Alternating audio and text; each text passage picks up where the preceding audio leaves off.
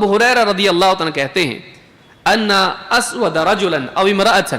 ایک کالا مرد یا ایک کالی عورت، ابن حجر کہتے ہیں راجح یہ کہ عورت تھی، کان یکون فی المسجد یقم المسجد، وہ عورت مسجد میں کالی کلوٹی عورت تھی، حبشی عورت، اور وہ مسجد میں صفائی کرتی تھی، کوئی بھی چیز گری پڑی چیز ہے تو اس کو اٹھا لیتی تھی، مسجد کو صاف کر دیتی تھی، اور یہ اس کا اپنا والنٹری کام تھا، وہ پیمنٹ پہ نہیں تھی، وہ کسی عوض میں کچھ مانگتی نہیں تھی، وہ اپنے طور پر کرتی تھی، اللہ کا گھر ہے اور ہونا بھی یہ چاہیے کہ آدمی دینی معاملات میں خاص کر کے مسجد ہو، ادارے ہوں، تو اس میں آدمی اپنی طرف سے کرے، یہ مزاج ہم اپنا بنائیں کہ جہاں بھی اس طرح کی مساجد میں ضرورت ہو خدمت کی ہم کرنے والے بنے۔ وہ عورت اپنے طور پر مسجد میں صفائی کرتی تھی، فماتا، اس کی موت ہو گئی، ولم یعلم النبی صلی اللہ علیہ وسلم بموتہ، صحابی کہتے ہیں اللہ کے نبی صلی اللہ علیہ وسلم کو اس کی موت کی خبر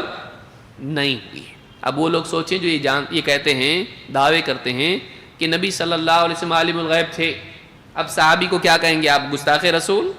سوچیے ابو ہریرہ سب سے زیادہ حدیثیں، ہاتھ دھونا پڑے گا 5000 حدیثوں سے، بخاری مسلم کون سی کتاب ہے جس میں ان کی حدیث نہیں ہے؟ صاف الفاظ میں کہہ رہے ہیں وَلَمْ يَعْلَمِ النَّبِيُّ صلی اللہ علیہ وسلم بِمَوْتِهِ، اور یہ مکہ کا معاملہ نہیں ہے، یہ مدینے کا معاملہ ہے۔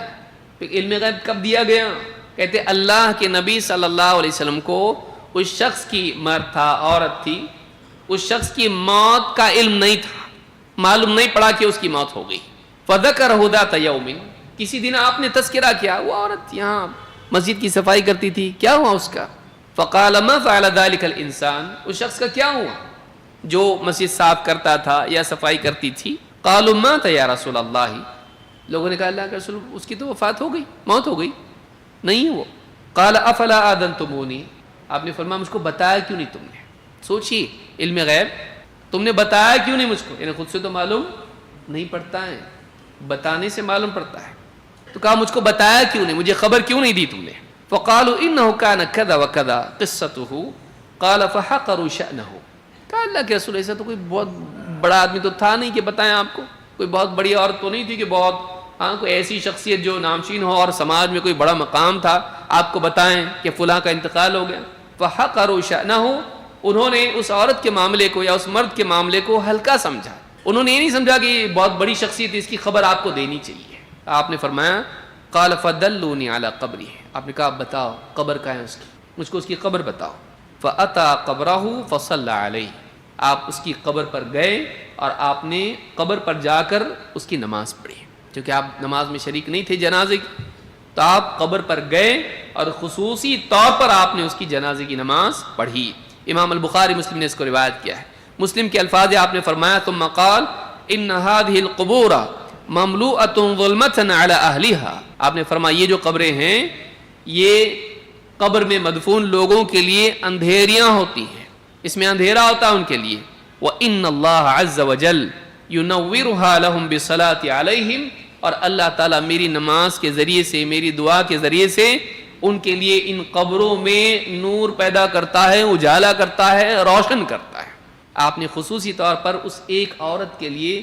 جس کو صحابہ اس کو ہلکا سمجھ رہے ہیں، کیا کوئی خاص شخصیت تو ہے نہیں، لیکن آپ دیکھیے کہ ایسے شخص کی قدر کرنا جس کی سماج قدر نہیں کرتا ہے، اس وجہ سے کہ اس کی ایک بڑی خدمت تھی،